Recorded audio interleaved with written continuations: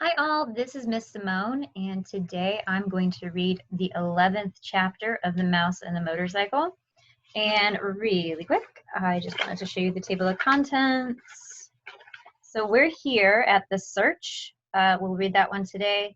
And then we have an errand of mercy and a subject for composition. Composition is like something that you write about. So we're almost done with this book. I hope that you've enjoyed it. I was just having a conversation with somebody in our class yesterday, and they answered the question from the night before, how many hours between 10 p.m. and 1 a.m., and they were absolutely correct. It was 3 hours, so very good, well done job. And yeah, without further ado, let's read The Search. So if you remember yesterday, Keith had a really high fever, or he had a fever, and Ralph was going to try to find an aspirin for the boy. All right, so let's see if he is able to find what he needs. I have to go out into the hotel, Ralph informed his relatives. I've got to help the boy. Oh no, not out into the hotel, cried Ralph's mother. Not while the housekeeper is looking for mice. If you're seen, we'll all be in danger. I'll be back before dawn, said Ralph staunchly. I must go. Don't try to stop me. See here, my boy, aren't you being a bit dramatic? Asked Uncle Lester. Whatever do you have to go out into the hotel for? To pilfer a pill, said Ralph. So he's like stealing it or taking it. An aspirin tablet. His answer was dramatic enough even for Uncle Lester. His entire family stared at him in disbelief. Not an aspirin. Not after his own father had been poisoned by one of the dreaded tablets. An aspirin? Ralph's mother gasped. Oh no, Ralph, not that, anything but that. It's the only way. Ralph stood tall and brave. The boy has a fever and he needs an aspirin. I'm going to find him one. Oh, Ralph. His mother hid her face in her paws. But Ralph, quavered Aunt Sissy, remember your father. You can't carry an aspirin in your cheek pouches. It would poison you. And how would you get one here? I'll find a way. Ralph was outwardly steadfast in his determination, but inside he wondered how he would manage to get an aspirin into room 215 if he did find one. Roll it, perhaps? Ralph, stay here, pleaded his mother. You're too young. Let your Uncle Lester go. Well, now let's talk this over, said Uncle Lester. I'm not too young. I haven't a moment to lose. Ralph, who was really frightened by what he was about to do, also enjoyed the drama of the moment. Goodbye. I shall return before dawn. Ralph, promise me you'll be careful, pleaded his mother. Promise me that you won't climb into any suitcases like your Aunt Adrian. Ralph's Aunt Adrian, who liked nice things, had climbed into a suitcase to examine a nylon stocking someone had closed in the suitcase, and Aunt Adrian had never been seen again. It was hoped that she had been carried away into a life of luxury. Promise me, Ralph, cried his mother, but her son was already on his way out of the knothole. Ralph scurried, ran, across the carpet of room 215, flattened himself, and squeezed under the door. Once out into the hall, his courage ebbed. So that means like it kind of shrank. The aspirin seemed to be a very small thing to find in such a vast place, like vast is big. So he's kind of realizing the gravity of the situation. He's got to find a teeny tiny little pill in this huge hotel. It would be much easier to find the motorcycle. No, thought Ralph, I must not even think about the motorcycle. Ralph began to feel pretty small himself, much smaller than he had felt during his show of bravery back in the mouse nest. Down in the lobby, a clock struck 1. There was not a moment to lose. He ran to the next room, squeezed under the door, and searched under the beds and dressers while the 2 guests slept soundly. All he found was a bobby pin. He skipped room 211 because his enemy, the little terrier, was in there, and ran on to the room 209. He heard a hurried search, frightened because of the loud and uneven snores that came from one of the beds, revealed nothing but a few pretzel crumbs, which Ralph did not even have time to eat. On and on, Ralph ran down the hall, under the doors, around the beds and dressers. There was not a single aspirin tablet to be found. In one of the rooms, he had seen a penny that had rolled under a luggage rack and remembered his mother's wish to leave a tip for room service. But tonight he had no time for pennies. He must press on and find an aspirin. A small doubt began to creep into Ralph's thoughts as he ran down the hall to the last room on the second floor. Maybe there was no aspirin. Maybe he was risking his life and the lives of his family for nothing. But Ralph pushed the thought aside. He would not let himself become discouraged. If there was no aspirin on the second floor, there would have to be some place on the ground floor. Tonight he was willing to brave the stairs to find it.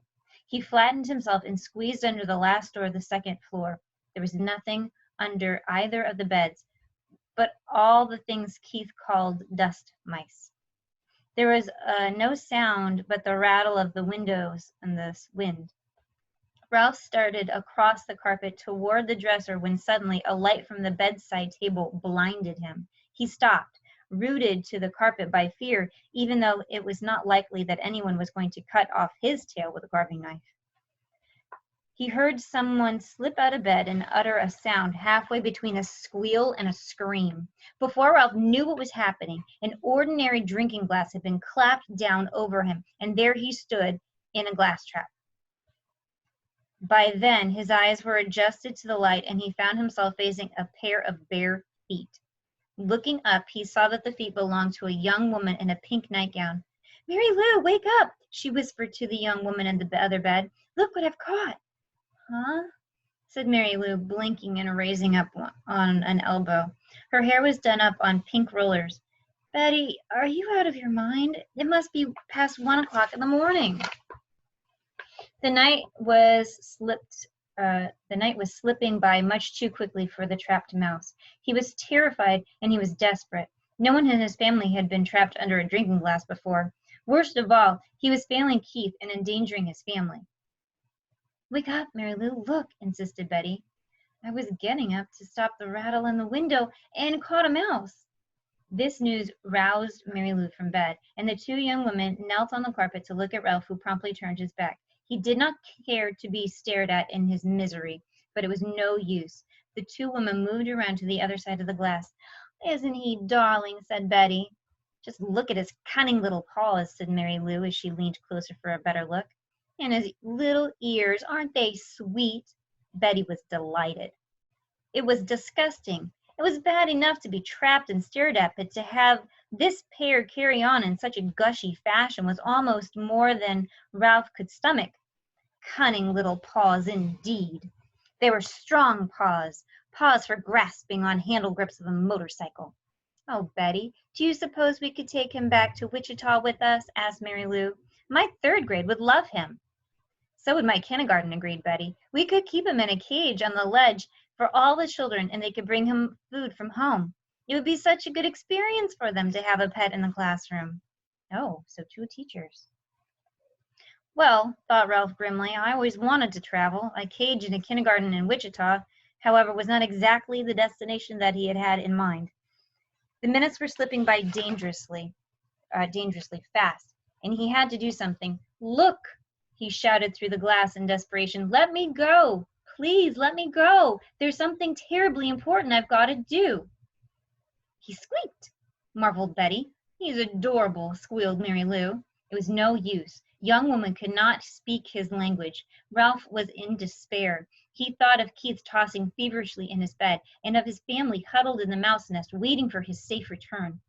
"But I don't see how we could take him back to Wichita," said Betty sensibly. "We're driving to San Francisco and then to Disneyland before we start back. How would we carry him thousands of miles?" The two teachers looked thoughtfully at Ralph, who knew his fate depended on their decision. Was he to be carried to Disneyland and eventually to the ledge of a kindergarten room in Wichita, or would they let him go? A third possibility crossed Ralph's mind. Perhaps they would leave him under the glass for the housekeeper to see. He hoped not. He did not think that he could last that long. Already inside the glass was beginning to feel warm and airless. "I suppose we really shouldn't turn him loose in the hotel," said Mary Lou. "Mice are pests, even if they're cute." The teacher not only destroyed Ralph's hopes, she hurt his feelings as well, calling him a pest when he was on an errand of mercy. From the mouse's point of view, the teachers were the pests. I know, exclaimed Betty, suddenly causing Ralph to look over his shoulder for a clue as to what she knew. I know how we can get rid of him without hurting him. The young teacher reached over to the bedside table where she picked up a picture of a postcard.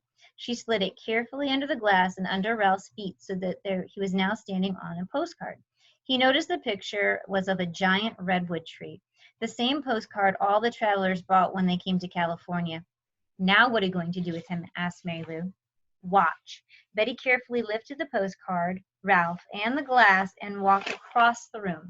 Even though he knew it was useless, Ralph scrabbled around his tiny prison. He was afraid. She was taking him towards the wash basin. He had heard of mice being drowned by people who did not like traps. The teacher did not walk to the wash basin, but to the open window. She held Ralph across the sill, removed the postcard from the glass, and gave it a little jerk that shook Ralph off into the vines that grew up inside of the building. There, she said, and closed the window, leaving Ralph clinging to a vine high above the ground. So, at least Ralph has escaped, but now he's got to get down out of this tree. Hopefully, we will find out a little bit more as to what happens to Ralph tomorrow. It is called An Errand of Mercy. And ooh, that was a clue, huh?